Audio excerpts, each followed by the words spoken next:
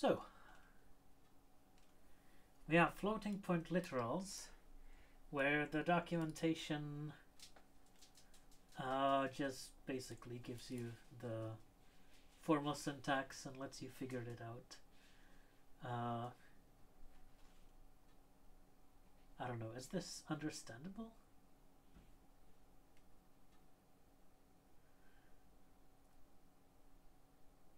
It's not user friendly, but it's correct. So how do we explain this? What even are floating point literals? I mean, we have this section on what floats are, which says floating point numbers are usually implemented using double NC.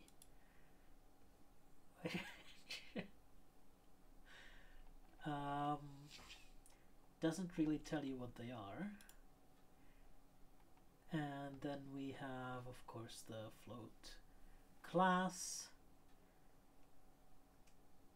which doesn't really tell you what they are. That's probably not a problem to fix right now.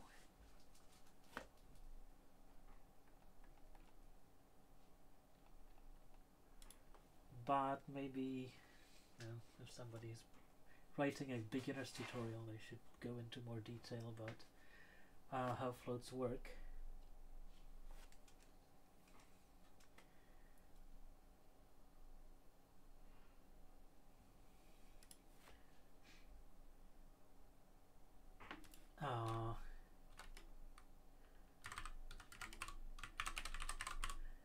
Maybe this should have examples at the start like this.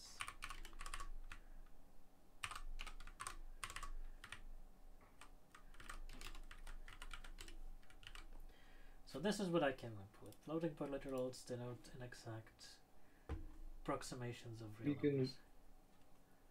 The examples are duplicated now. Yeah. With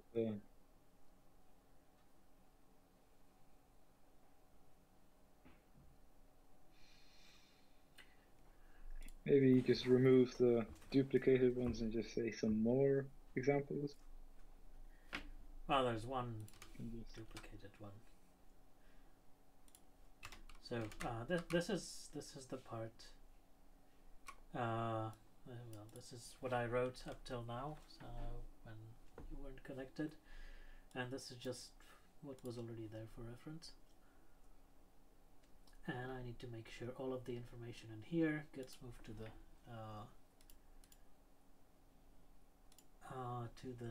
new docs.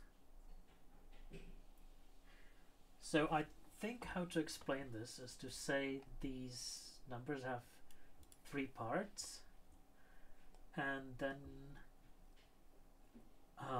there are 2 things to explain. One is how each individual part looks, which is they're always decimal numbers composed of digits, and they can have underscores inside. And the other part is how to combine them.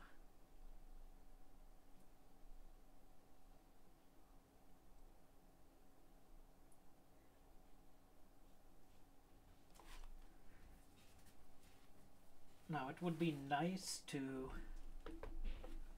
start explaining the individual parts, but before at least something about how to combine them, I can't really give examples of the real I can't really give real examples, so I'm struggling a bit about how to arrange this.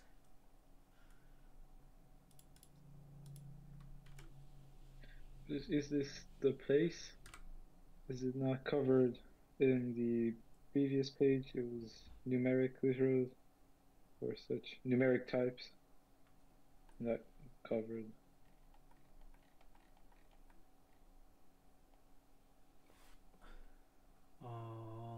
What did you have in mind?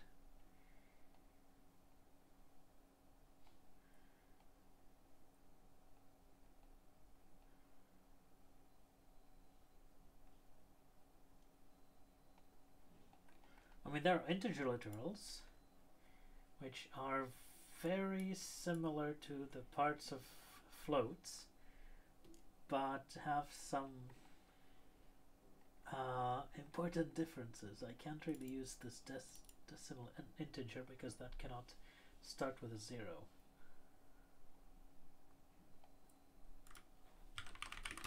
But you can definitely start all parts of a float with a 0.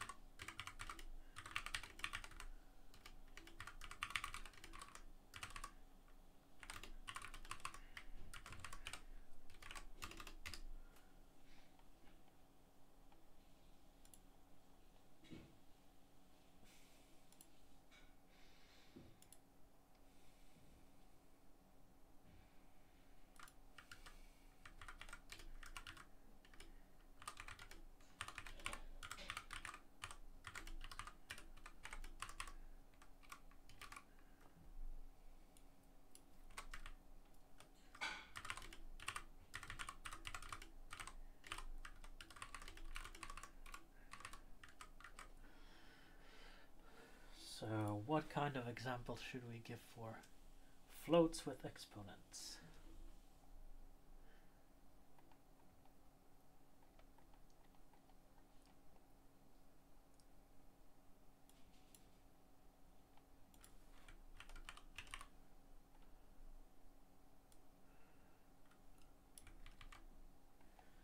Chemistry constant, I guess.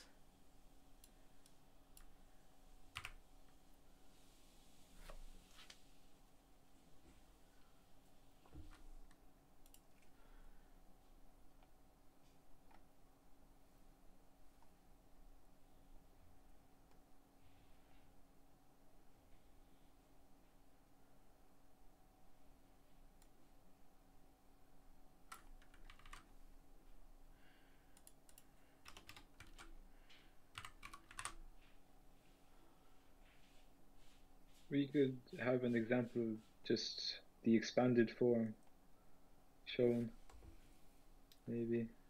Yeah, that sounds like a good idea. So this equals said whole number. What does this equal? Ah.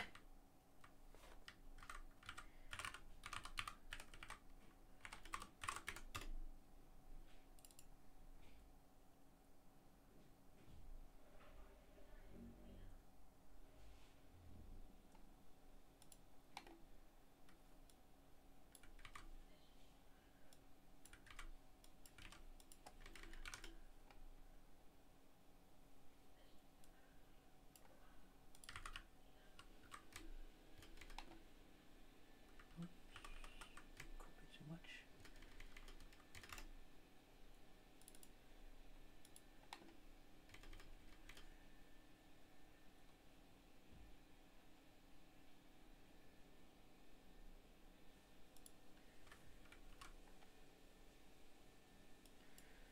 And I probably want to say approximately equal.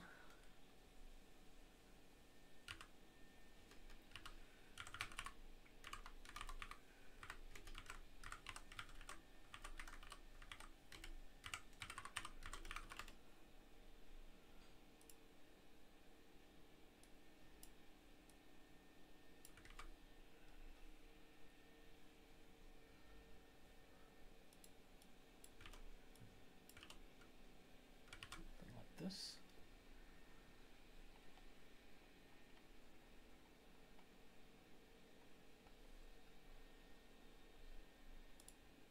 So the next part is duplicated then.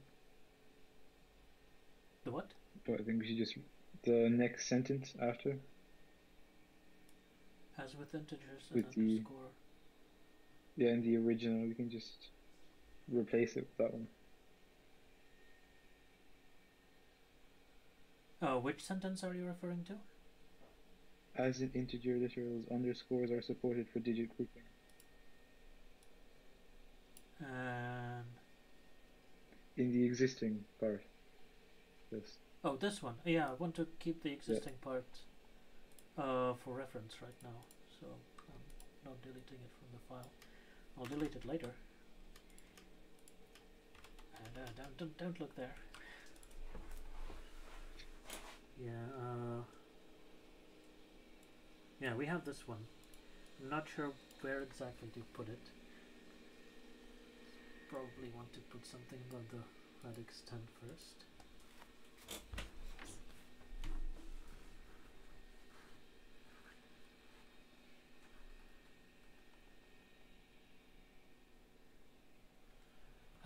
And I guess we need some example with the plus as well.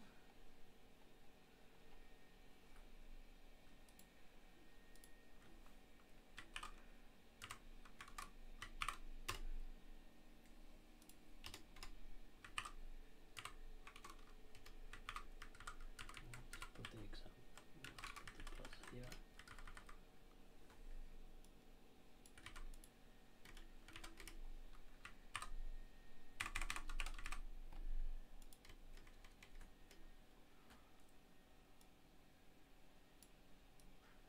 And I guess these would be exactly equal.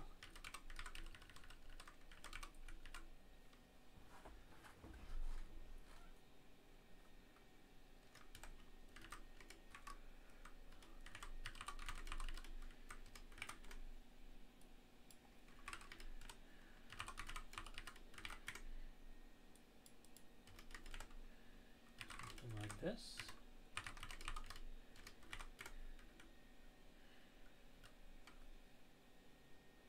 More to translate.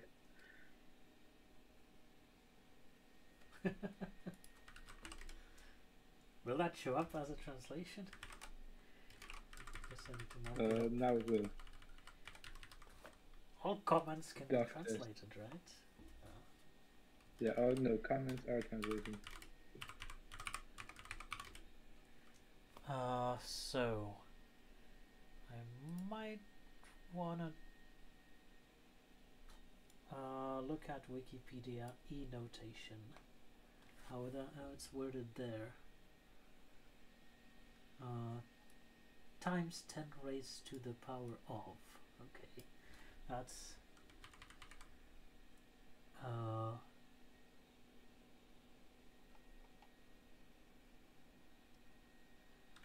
that's a mouthful. Oh, and they have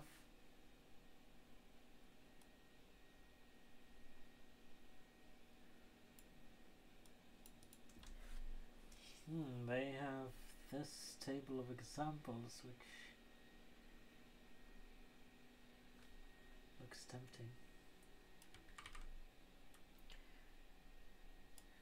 Okay. The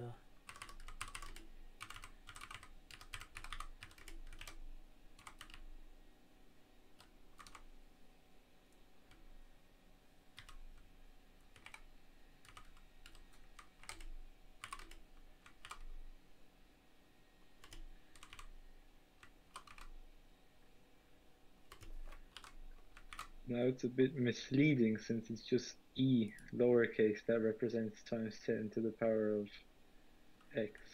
yes. That might cause issues.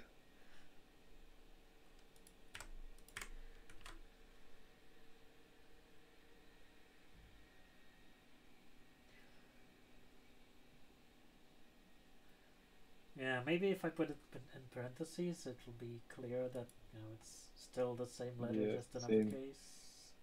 Hopefully.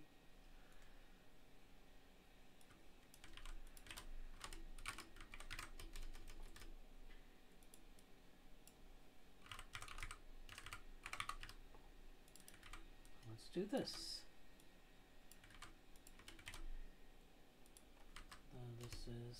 times 10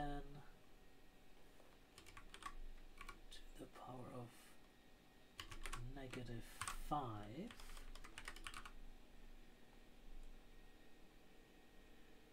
and this one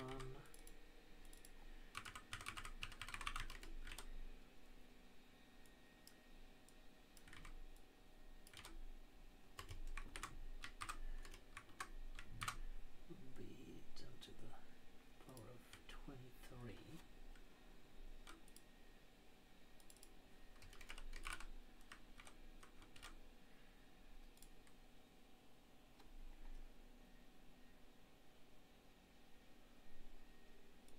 And of course this is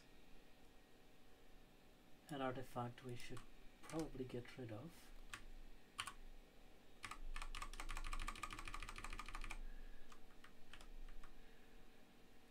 Removing it seems dangerous without a note, or Oh, somebody might consider it a bug and like. are they the same? Yes, they are exactly the same. I mean, normally you shouldn't compare floats with equals because they're approximations, but both of these are guaranteed to be rounded to the same value.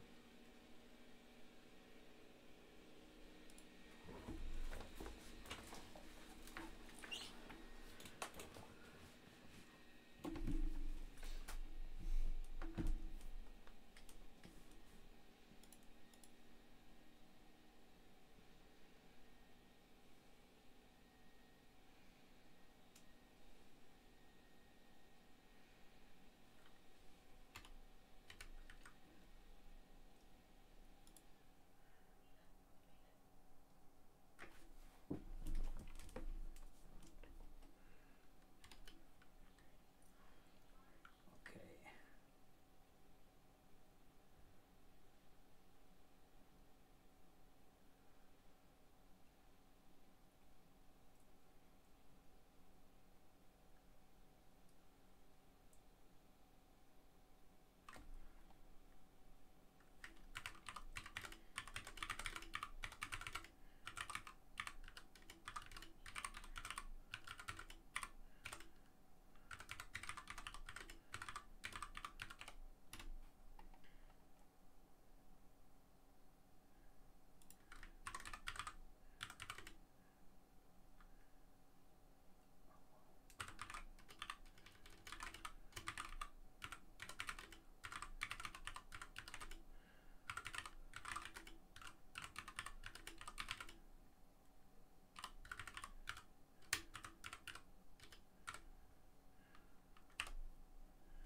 So here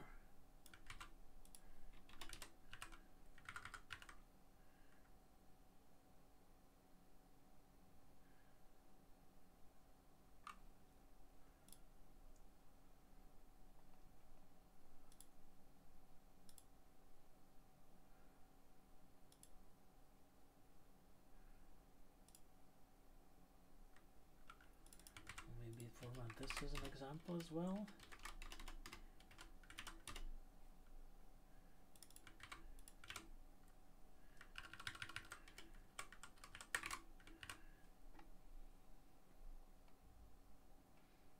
No, it's okay being inline.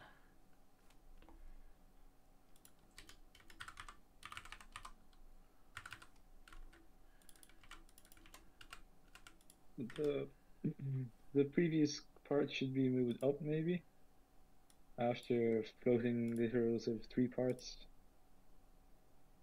and then like Which one? follows on each of the 3 parts is Which part did you have in mind? each of the 3 parts is composed of decimal digits just after float literals have 3 parts.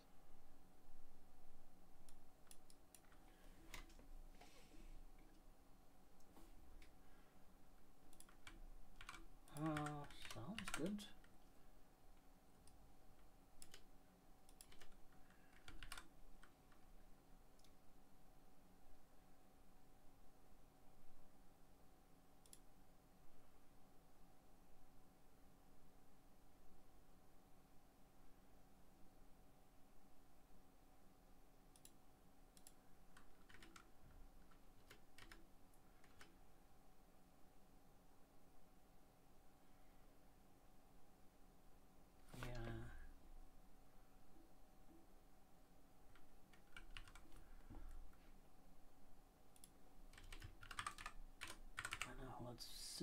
say single underscores may occur between digits to help readability, and now ignored blah blah blah. And I don't think you can put underscore between the separators or next to the separators. Just for that sentence, and should it not be and are ignored when determining, rather than for? I think we have the same wording already. Oh, okay. Oh well.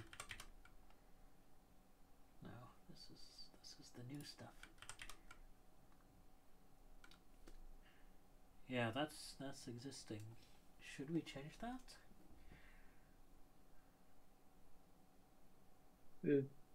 It might be grammatically correct, but it seems that tough.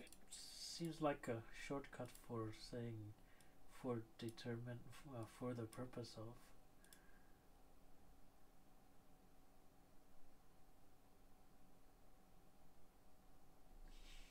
Yeah.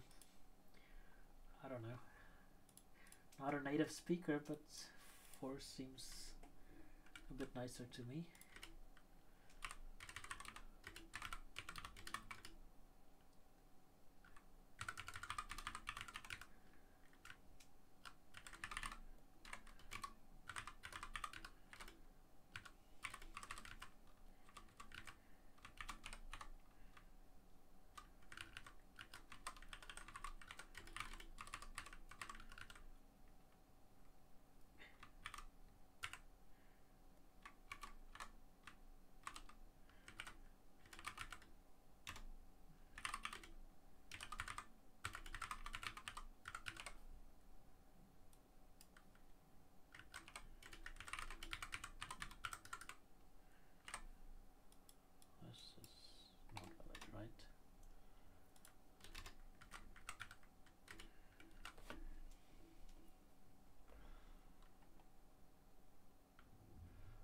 Between digits kind of says it all, but maybe this is better with a note.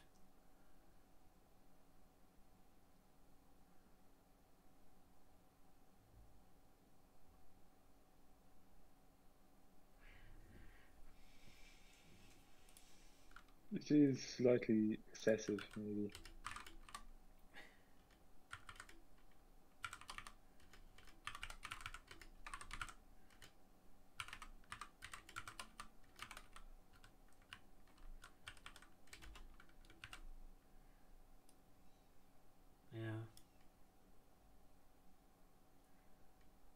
This isn't really the tutorial, but yeah. Yeah, if you need that level of detail, you can try it out or look at the formal grammar, I guess. Not important. That's right. I'm not sure how translators will look at this.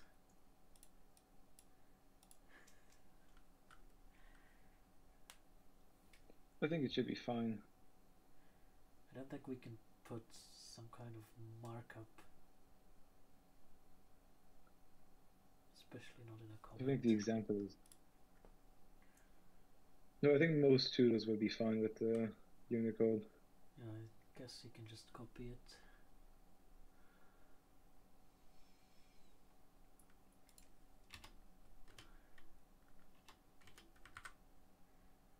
So now we need to say how to combine these three parts.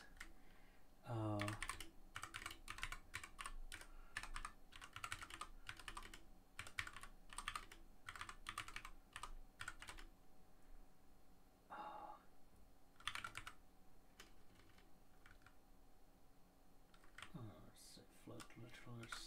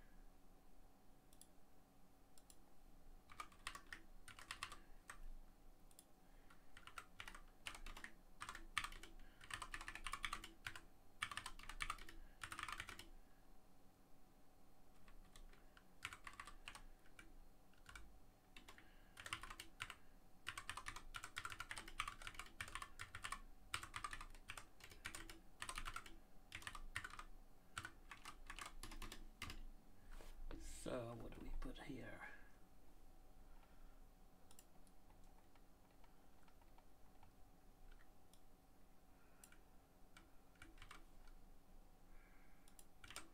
Something like this.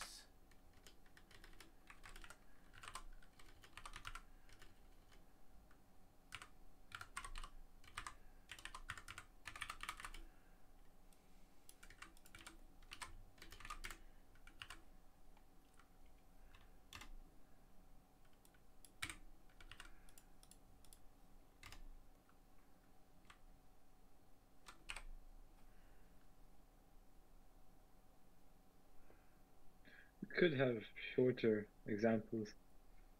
Don't really need. Maybe with less digits, it's more obvious.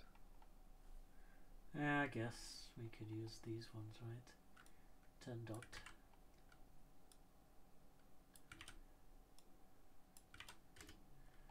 And 0.001.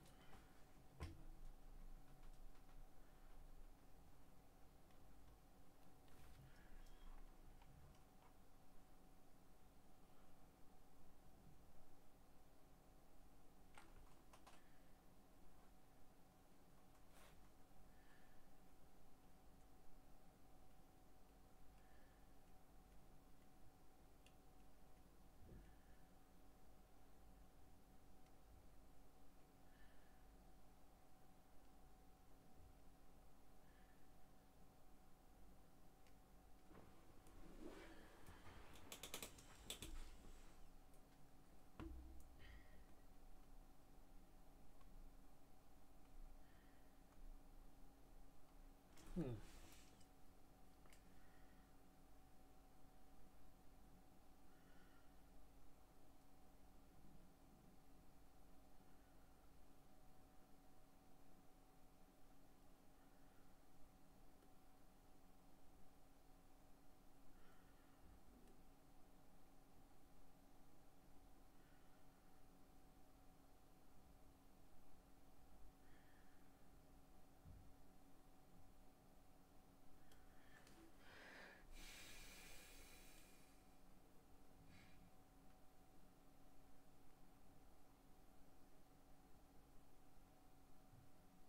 Maybe move these up here.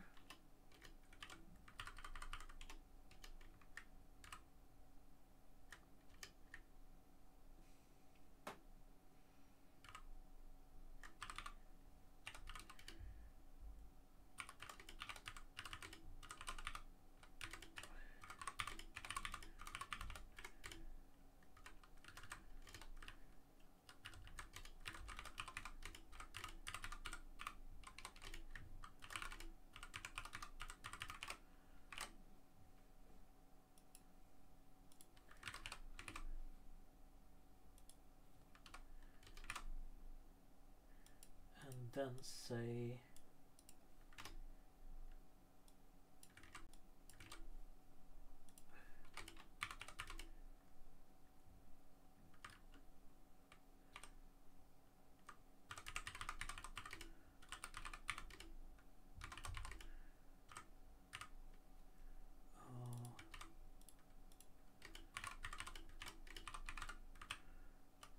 this.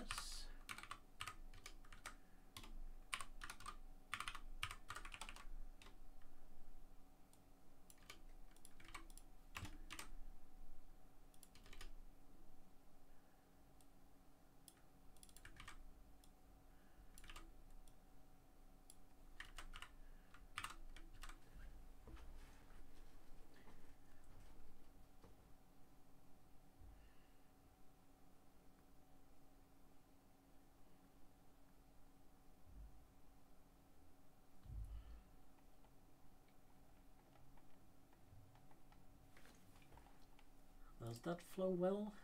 Floating point literals.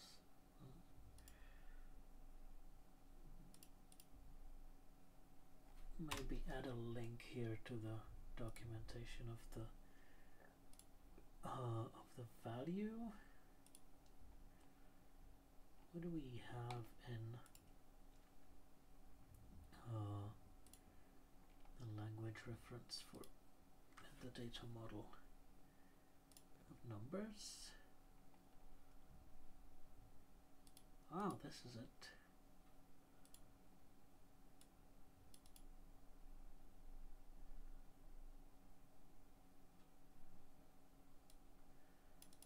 This is really targeted at somebody who knows C.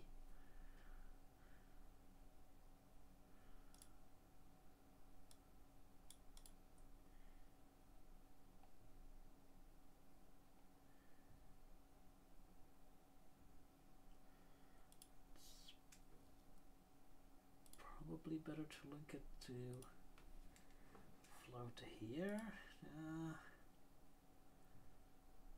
Now this is in the same section of the documentation, so this is probably the right place, even though the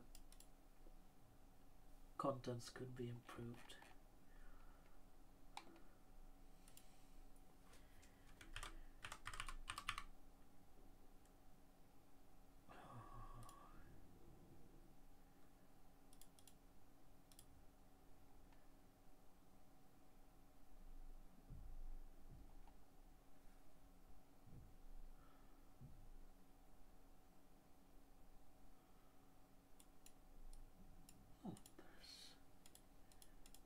To reference this yet.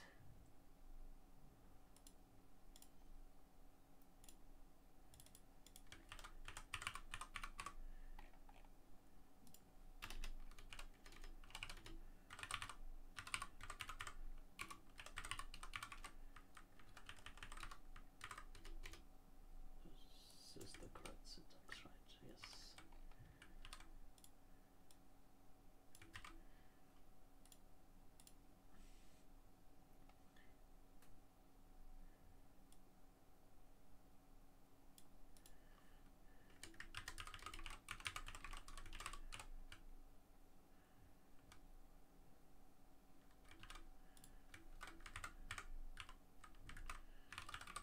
Would this work?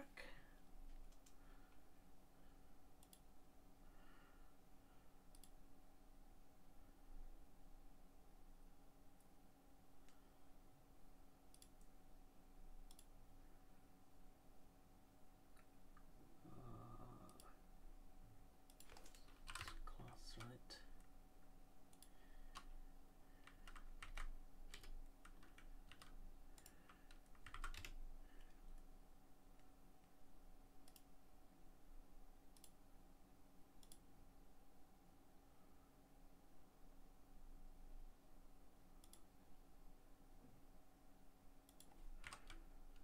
We should update the example now to the 315. For the first time. No, never store a version as a float. This is the mathematical constant. Maybe instead of like such as seems to read nicer, at least to me.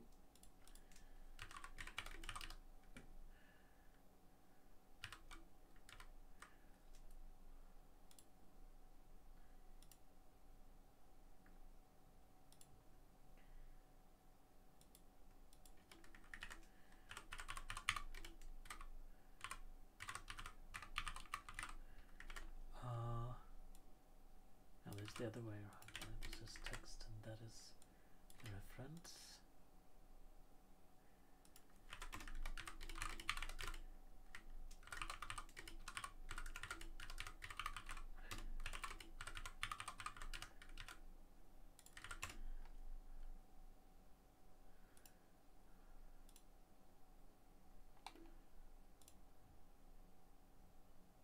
I don't think we need that in the data model section because we have the link anyway. Let's just see the float documentation for details. Simpler. Yeah, normally Normally that would be true, but we have like three very different float documentations in the docs. So I'd rather put this here. If you click this link, you have no idea where you are.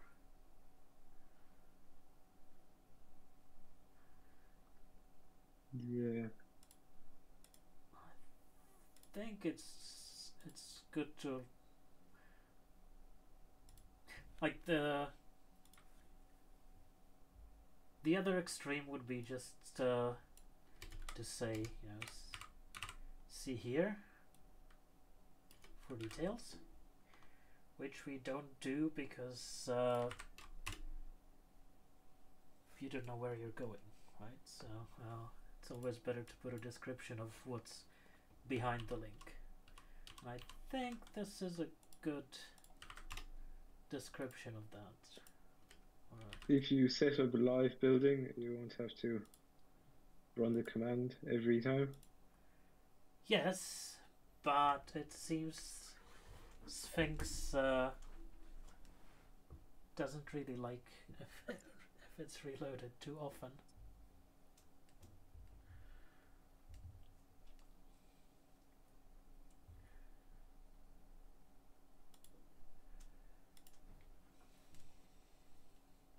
Yeah, so here we are.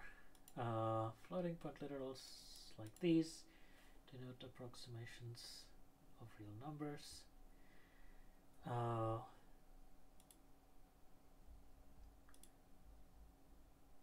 details, It should be see the float, just missing a preposition.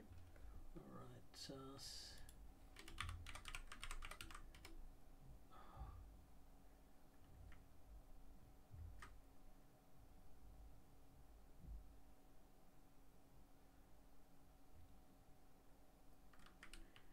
details.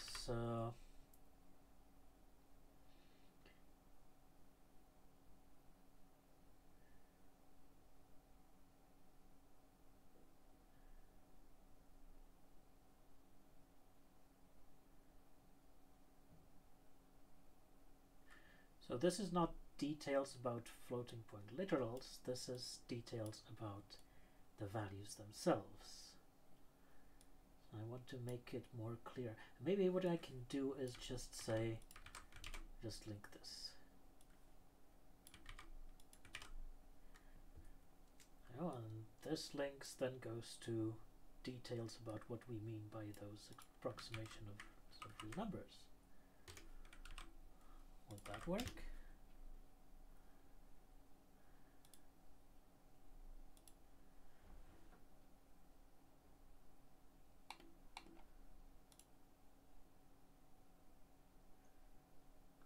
Now if this documented what float is, then it would work, I think.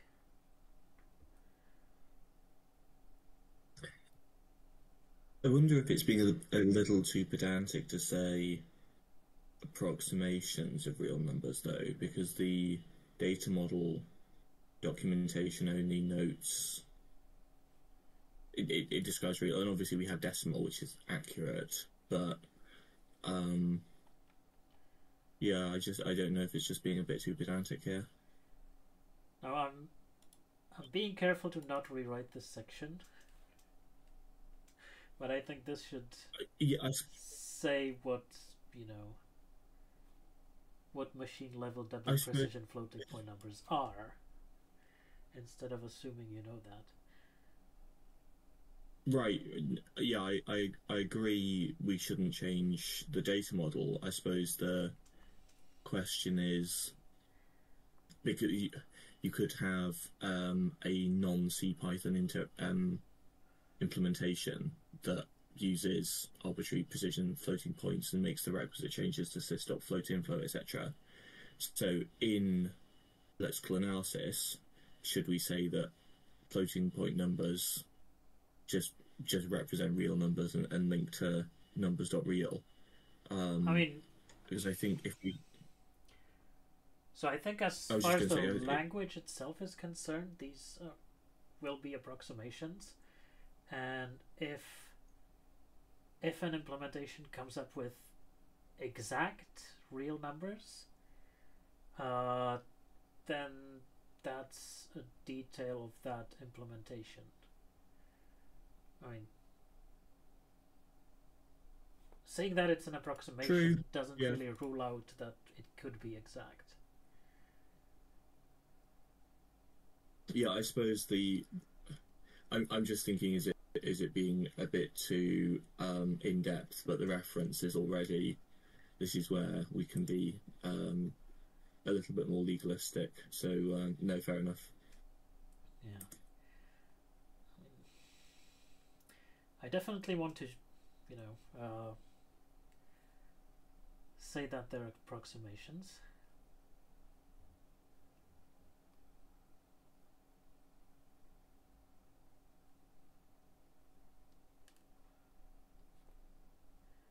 But this is short and sweet. I think this works.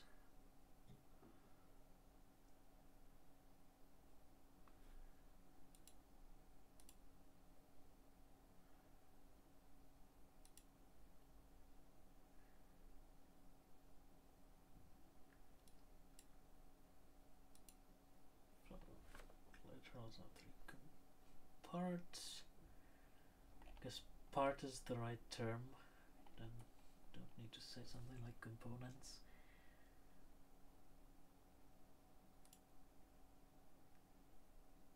Now I put in a section here, so this all probably needs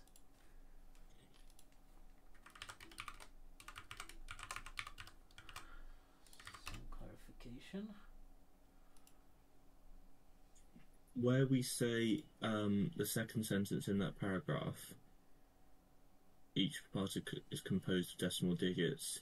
Do we want to note underscores? So yeah, that's the point. There are 2 things to explain. One is what's inside each part, and one is how are the parts composed together.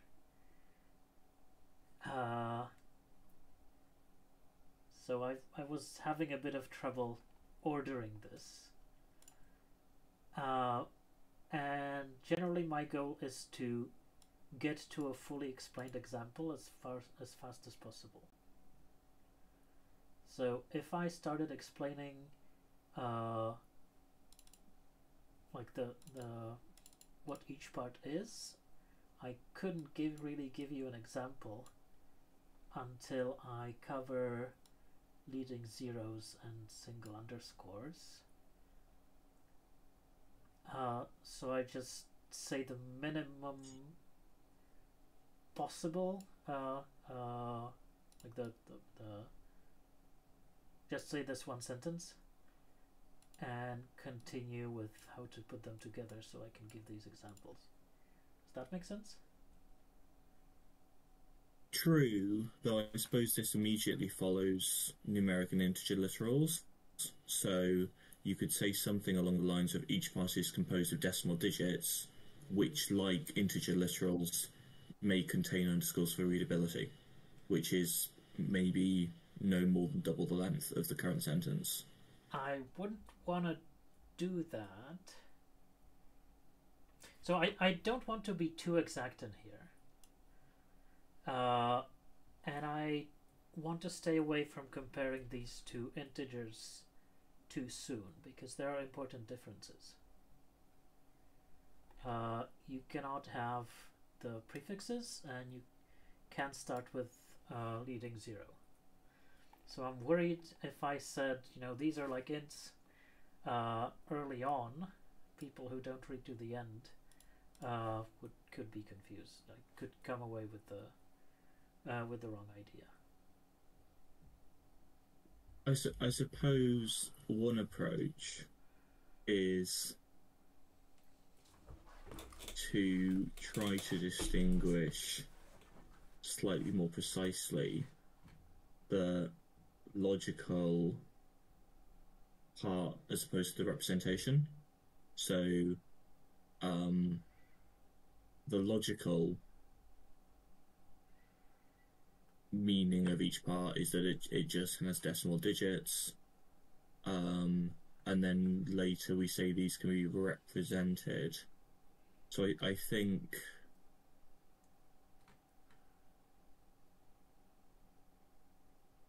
I just don't like the word part. Yeah, I think that's what I'm getting hung up on. So float literals are composed of an integer, a fraction, an exponent, each of which is made up of decimal digits. Would that work?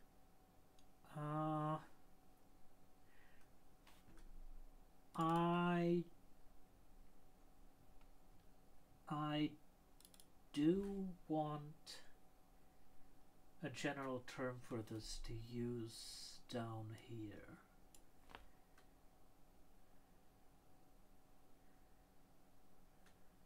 Right, I just think with only three, there's sort of, we don't necessarily actually need to introduce a generic term. We can just, especially in the language reference, precision matters. And so I prefer being slightly more verbose, but yeah. This is to an extent semantics. So I haven't had time to properly read over the full context here, so it might be best just keeping it as is. I mean, as for precision, we're defining the term part, right? So right. I think this is. Yeah. This is precise. My problem with part is that it conflates in my head the mathematical meaning with the representation in text or in the source. I'm just trying to. Is there a way that we can convey that logically each part is just decimals? Yeah, okay. I'll have a think about this separately. Yeah. Well, this whole section is about parsing text.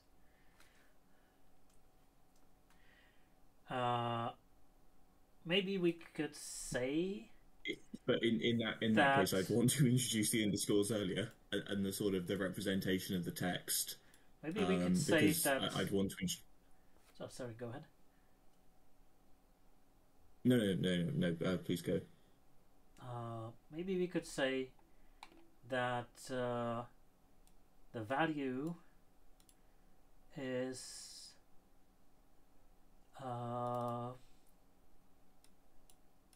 the same as the float constructor gives you in the Python language. The float under new can take a bit more than the literals. It has the spaces and the infinity, the nan. But when you only have a literal, it remind me, do float literals accept Unicode digits? The float constructor does, but I don't. Of course they do. I can't remember if writing a float in without the constructor accepts a Unicode number. Yeah, the float constructor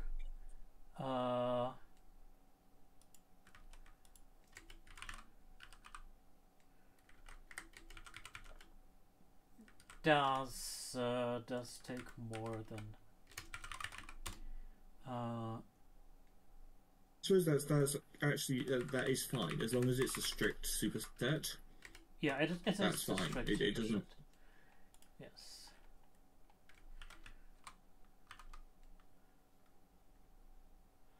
So I guess you can give it weird numbers. Well, you can definitely give it ints.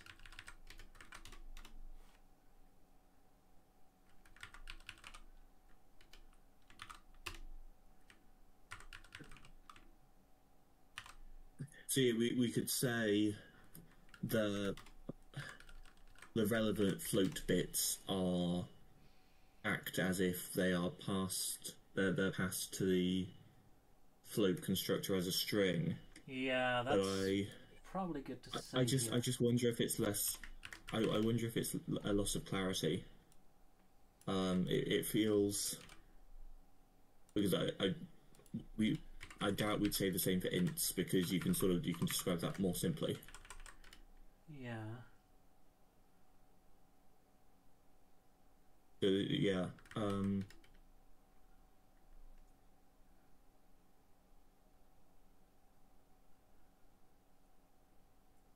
It's determining the numeric value here. So.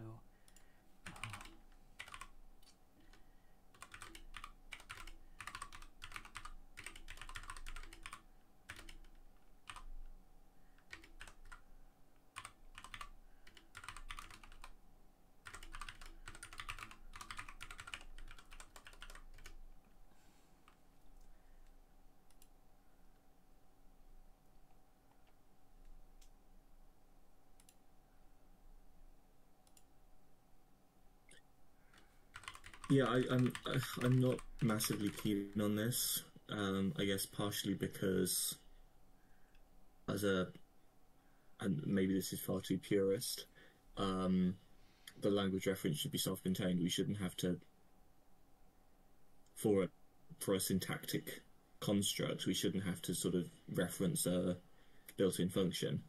At least it doesn't feel like we should have. Yeah, and obviously I know that they're very closely related, but it feels like we should be able to explain the syntactic parts solely in the language reference. Nah.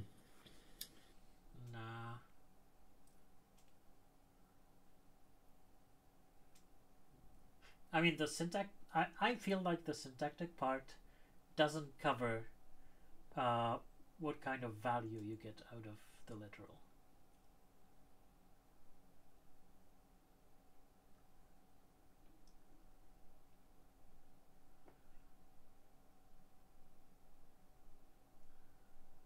As in, you would consider the boundary of the syntactic part to end at just where it's fully parsed, Yeah, and the meaning to be. Yeah, where you get the AST, like the shape of the parser. Yeah. Yeah, so you have an AST.float class with a string inside of it, and then the compiler then assigns meaning, I suppose. Well, it's all intertwined. Of course.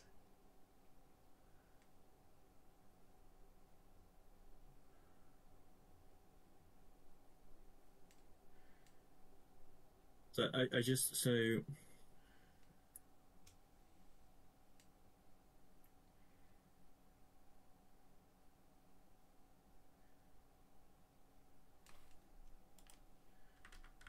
If we said float literals have three parts: integer, fraction, exponent.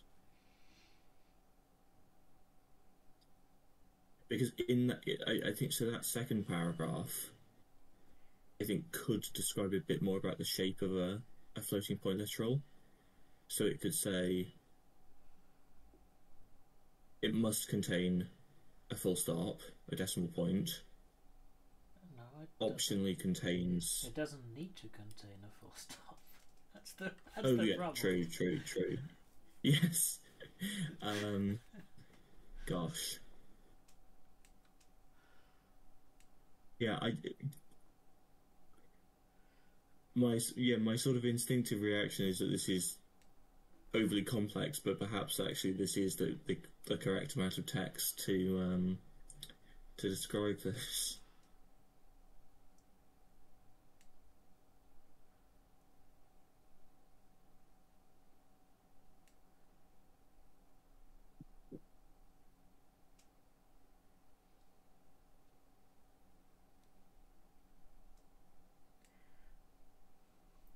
Okay, so let's do this. Let's remove this note about determining the value of the literal, and maybe put this here.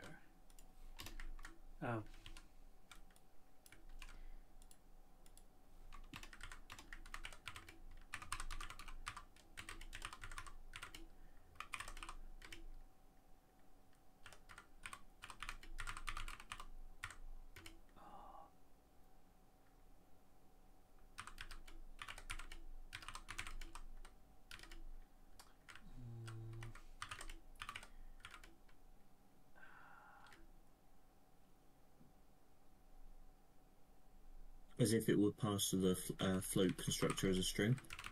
Ah, nice. Oh.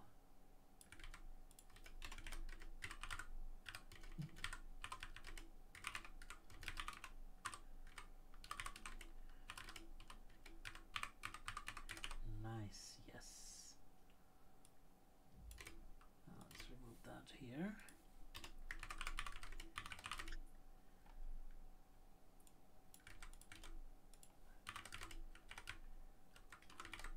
Or this one.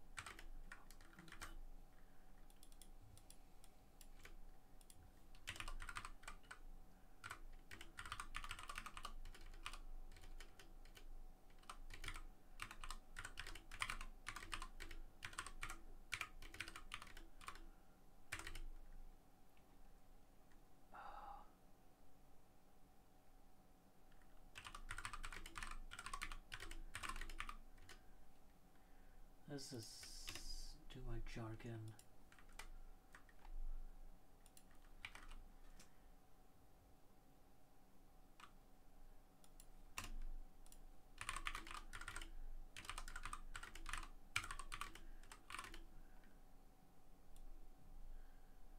Do we even need to say this?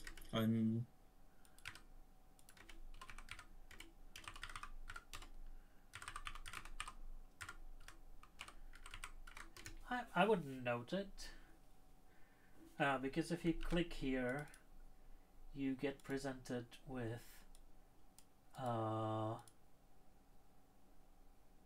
some kind of grammar. Which is different to the float literal grammar. Yeah. Yeah, which is definitely different. Fair enough.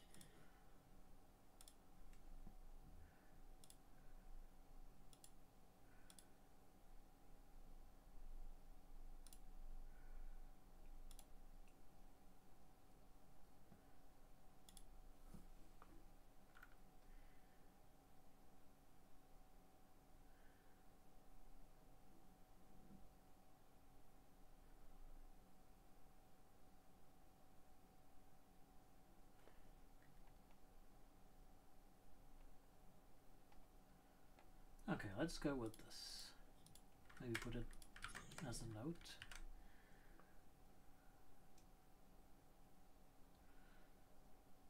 I say note that. Probably strong enough.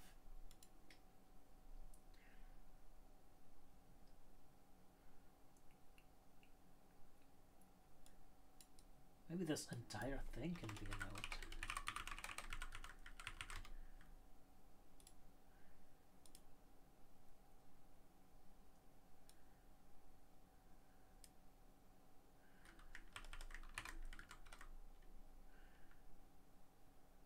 Yeah.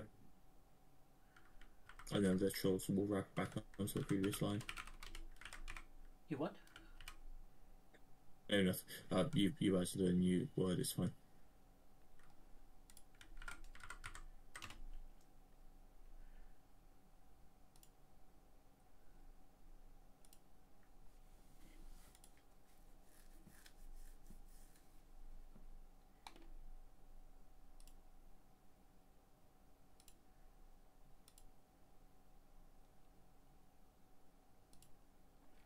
Wonder if we want the same thing for integers. But or here. There.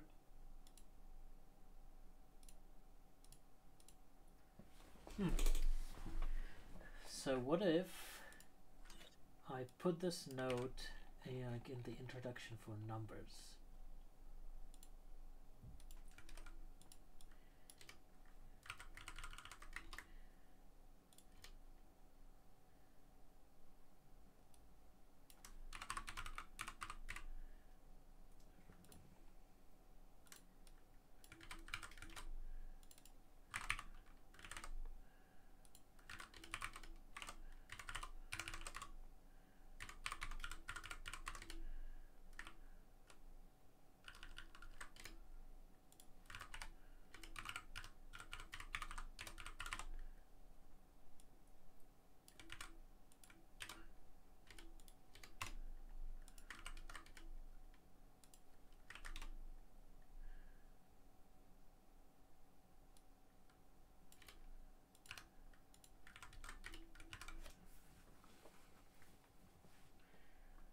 Those constructors, maybe.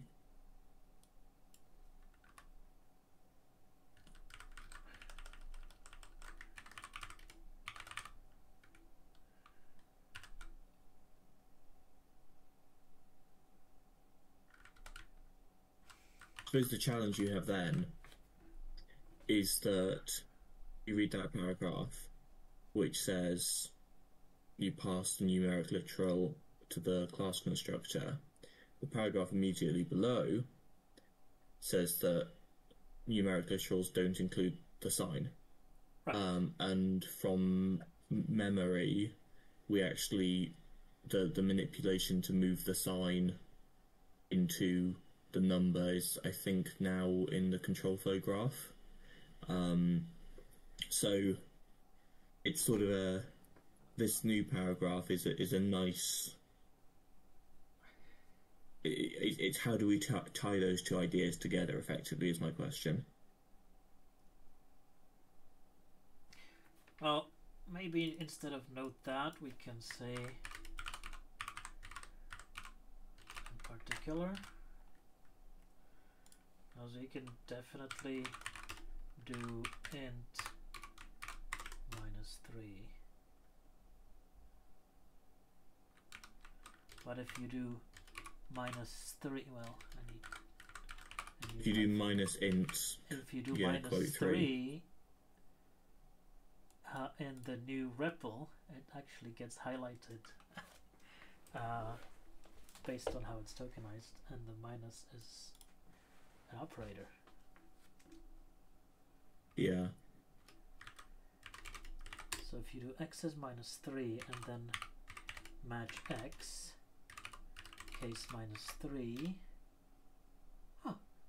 yeah, it's also an operator.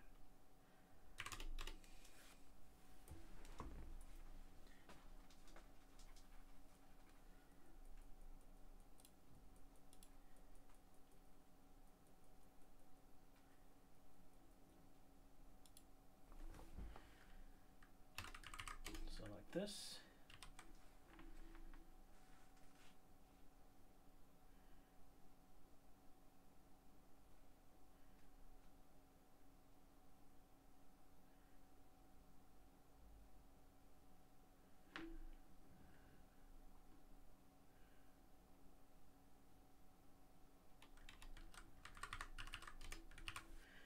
And then we don't need to repeat this for integers, where it's kind of obvious what the value is until you get to this part. But this part can be explained better in the int constructor. And then the floating point, well, in the imaginary ones,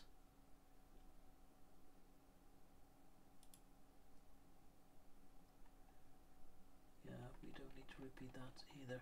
One more thing we need to do is to make all of these subsections of this numeric literal. So what?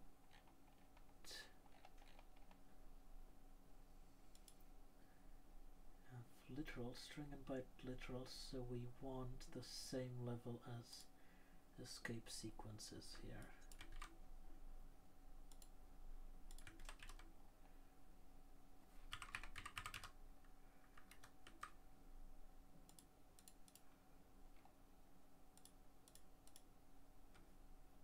These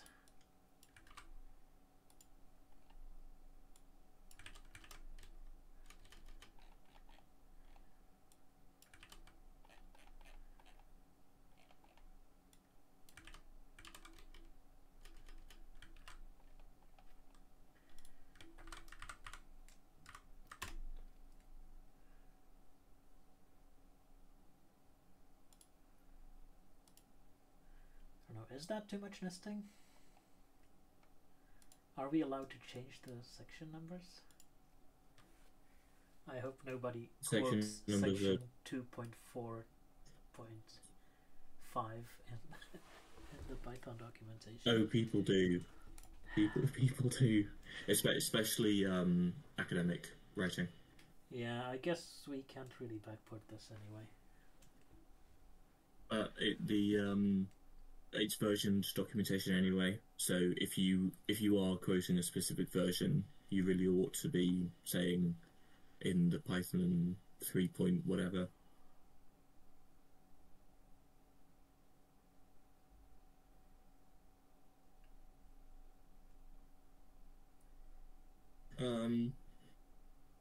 I mean, There's too many paragraphs. you could maybe promote. No, that's not great. I was going to say you could maybe promote numeric literals to be a sibling of literals, so a 2.5 numeric literals. But it's not. I don't particularly like it. I think we just have to accept more nesting here.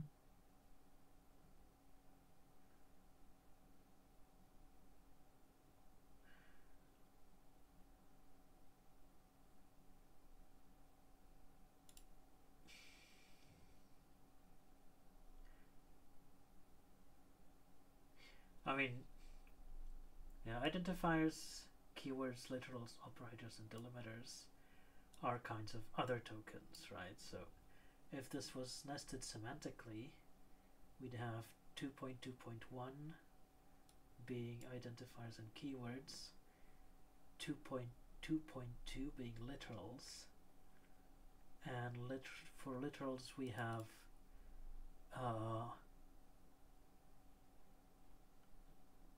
just have strings and numbers, right?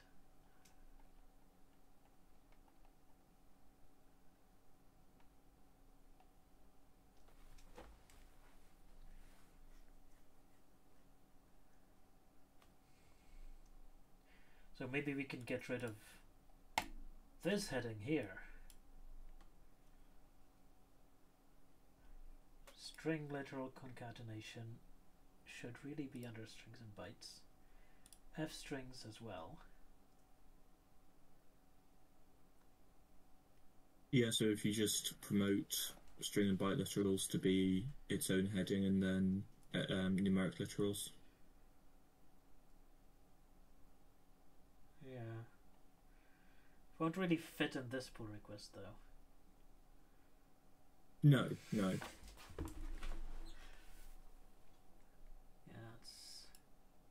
So I want to stay away from strings and bytes right now because T strings are being added. So after that, I'll reorganize that. So I guess let's keep it right now and bump it afterwards.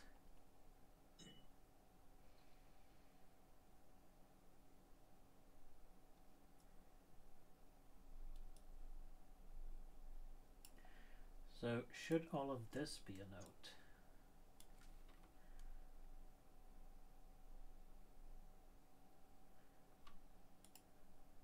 I don't think so.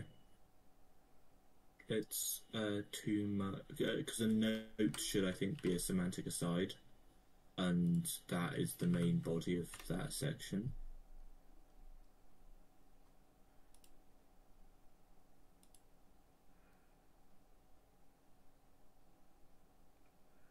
Yeah, I'm now having trouble separating this into paragraphs.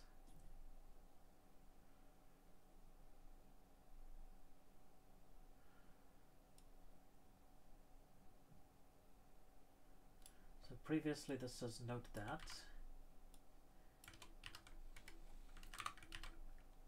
I think we can repeat that.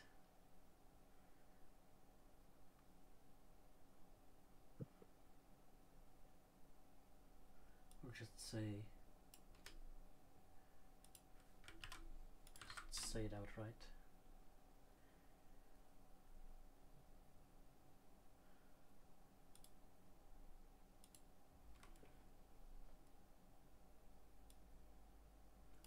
Maybe this should be a note.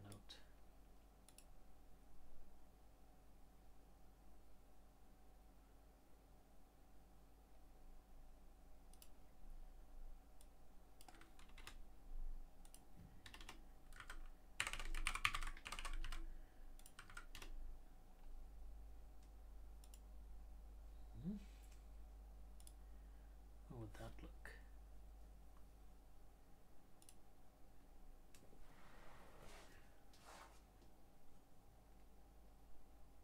Is this better?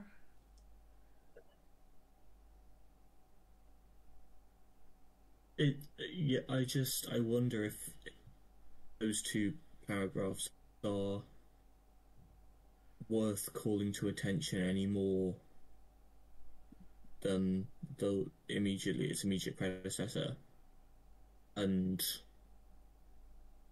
effectively things with more decoration distract. It's the reason we avoid capitalization, and the more that we use decoration, we should be very sparing with it. Okay, yeah, that makes sense. So, right, revert. Yeah, my preference, I think, is to just it's a very short section. Yeah. All right, makes sense. Okay, great. So now back to floating point literals. So we have the three parts. We don't need to describe the meaning anymore, just the syntax. All the parts are optional, at least one must be present.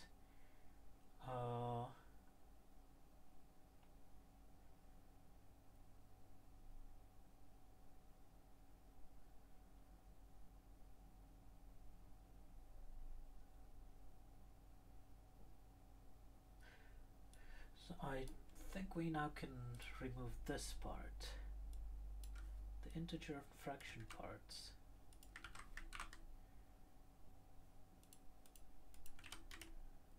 Are separated by a decimal point.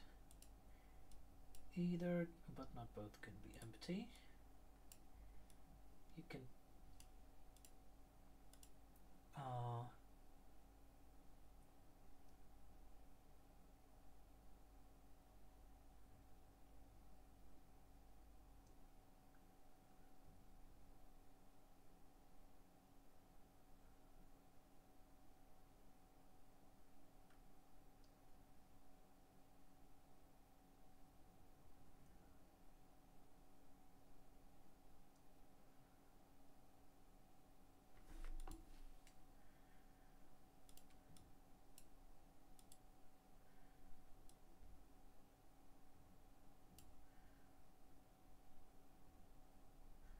so what do I say? The integer and fraction parts can be optionally followed by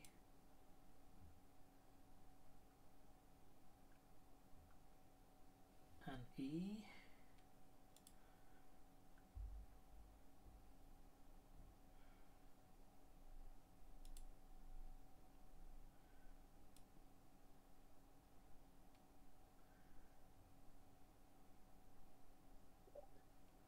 What are you trying to say here?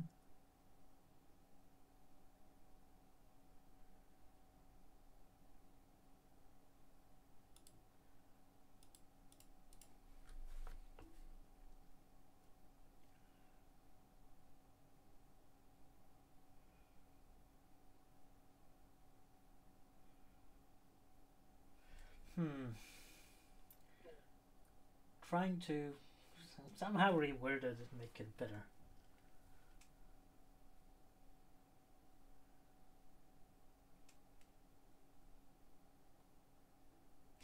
So maybe I'd put the. Oh, go ahead. I was just going to say I'd put the final sentence in that paragraph first to say because you say in floats with exponents, but you only describe what an exponent is, and obviously an exponent can be to any number. So I'd say something along the line of a floating point literal can have an exponent part which raises the entire preceding part, the non-exponent part, the whatever. So I Shoot. think I came up with a reorganization idea, like total reorganization. We can say that float literals have integer and fraction parts separated by the decimal point. Describe the parts and then say they can be empty and that you can tack on an exponent at the end, and then say you can omit the fraction if you have an exponent. Did that make sense? Seems to. Just kind of build the understanding up in a better way. Of course, that way we kind of have rules and then exceptions to the rules, but I think that that's a better way to learn this. If you want everything at once, you can just look at the grammar itself.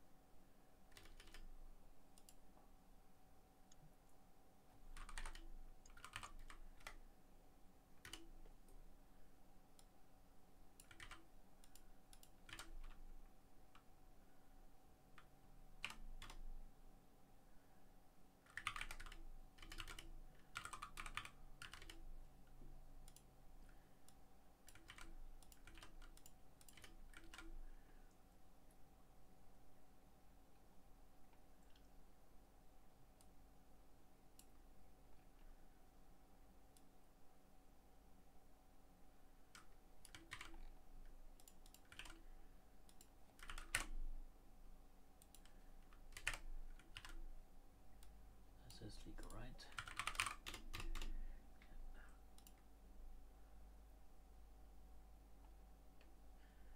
Okay, now we have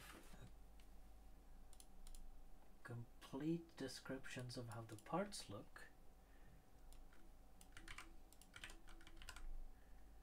Now we can say both can be empty, and then say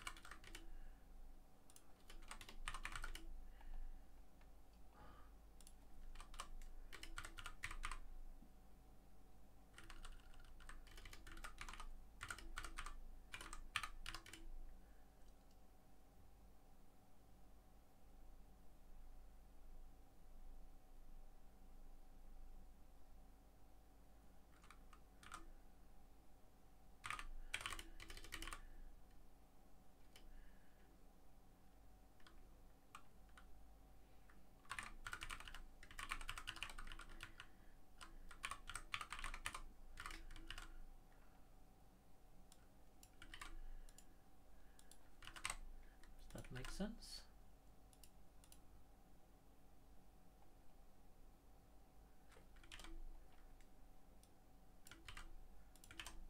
Line 1000 should say both rather than Because at that point you haven't yet introduced exponent.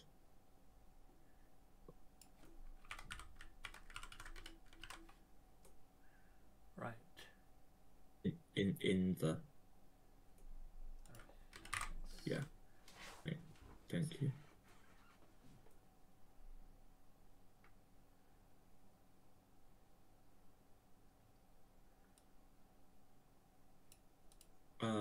In line 1015, I would remove optional underscores.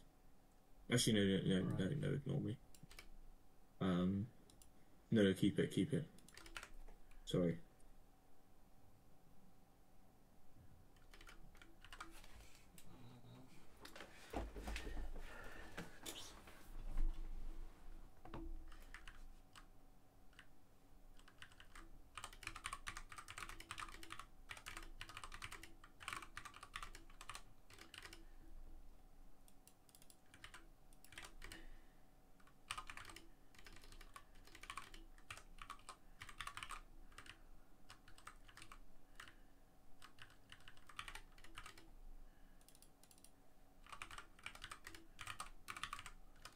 Maybe something like this. Yeah. Yeah, I do. It's better. Yeah.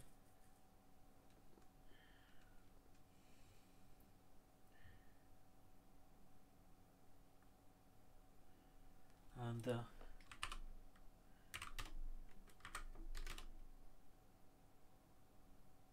yeah, the number is not optional.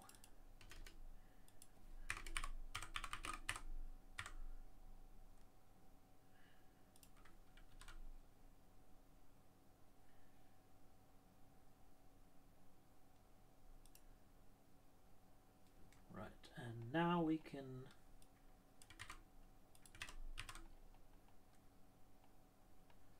say that if you have only an integer and exponent parts, the decimal point may be omitted. This is equivalent to 1.83 and 1.083.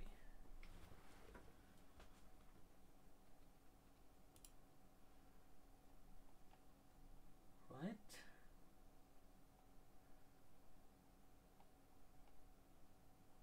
Yeah. Now we need to say that we're allowing zeros.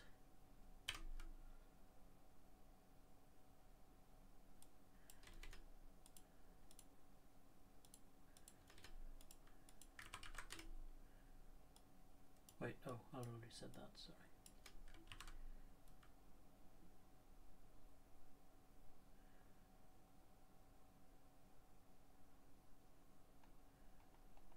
Okay, I think that covers everything. Yep. And it flows a bit better, doesn't it?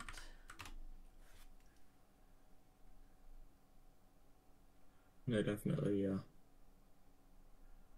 Let's look at the rendered version.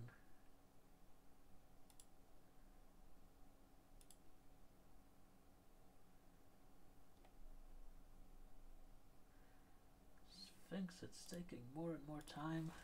It's probably time to wrap this up.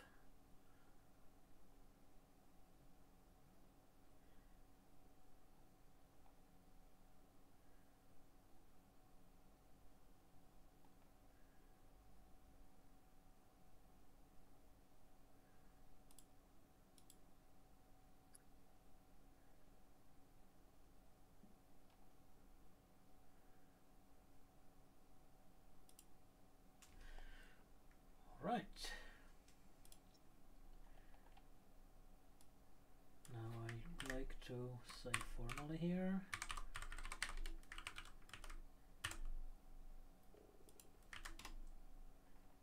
And we have everything from this. Have all the examples here. We add this one. 0E0.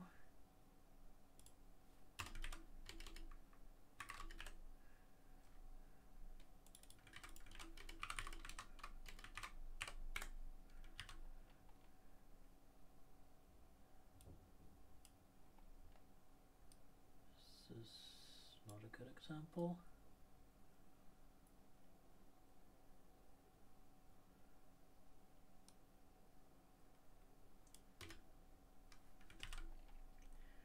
Now, can we make this better? Of course, we don't want production list, we want the new grammar snippet thingy.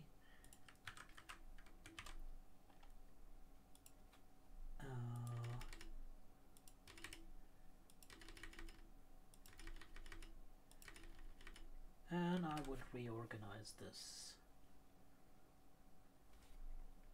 Maybe say,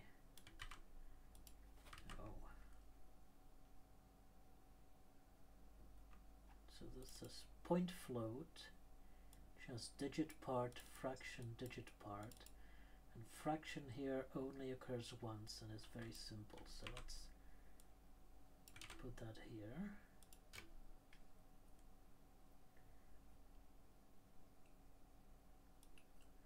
This is a familiar sight.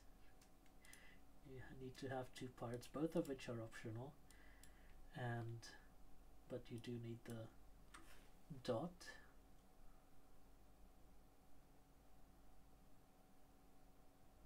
An exponent can be digit part or point float followed by an exponent, and again the exponent can be inlined.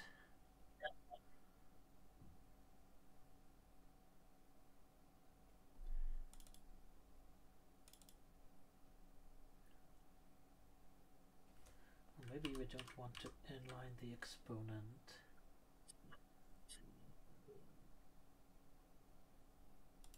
And put it all as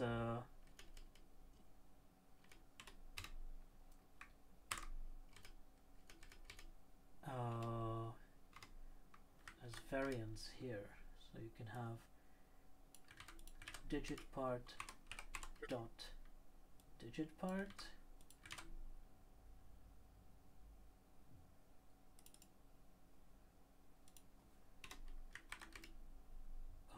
and an optional exponent,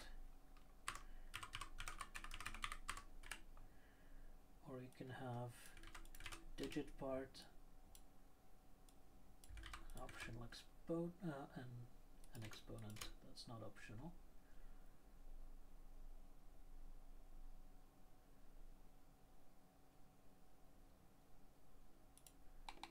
Or one of these can be missing. That doesn't really look better, does it?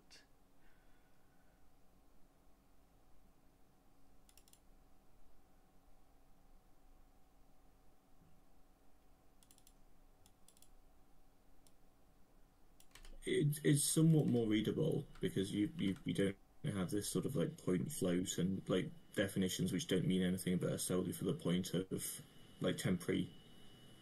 So I think it's slightly better, but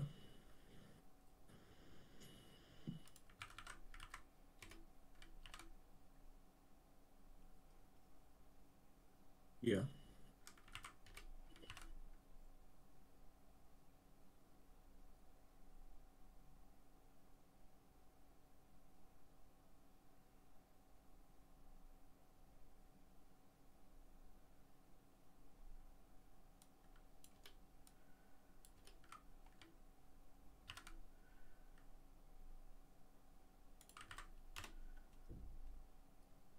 Hopefully it's also correct.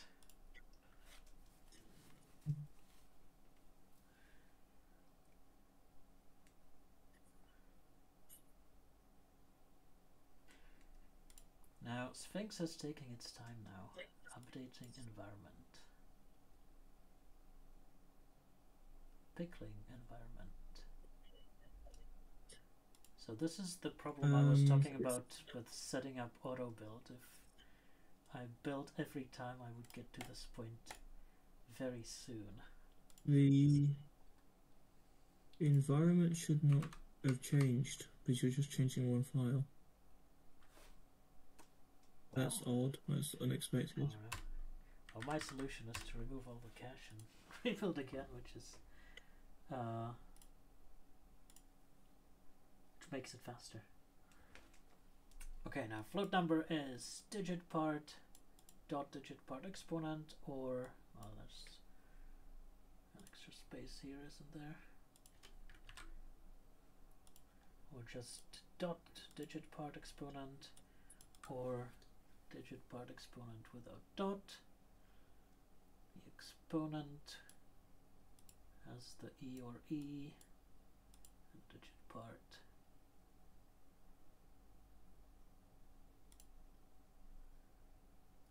Now, when I look at this E, I now see a way to get rid of the parentheses here, since this is not repeated all that often.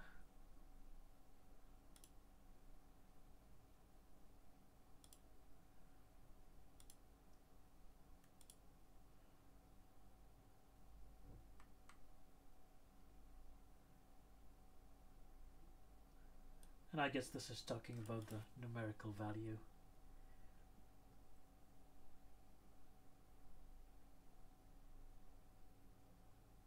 So it doesn't really belong here.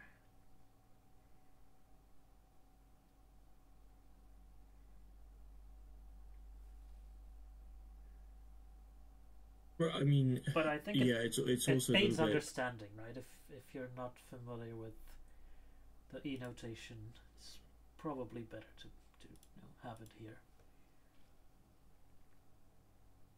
Yeah, I'd support keeping it. I wonder if it's we could say something like a non-zero or a present exponent means times 10 raised to the power of the value of the exponent. But I mean, the wording presently is fine.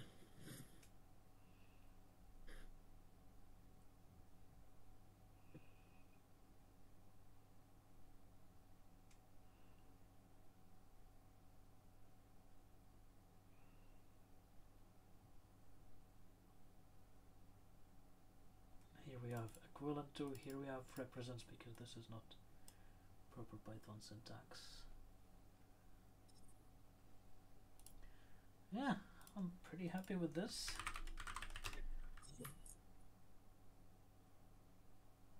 And we don't need this data model float now, do we? No, we do. That's for this.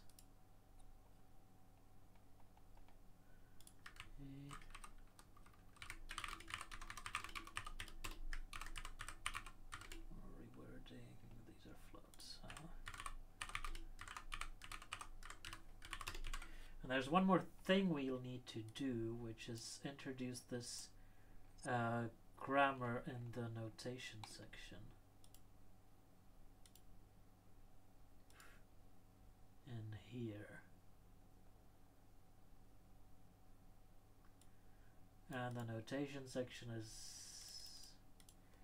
not very nice currently. We need to eventually put in everything we have in the grammar specification here, except the things that are omitted from the grammar specification.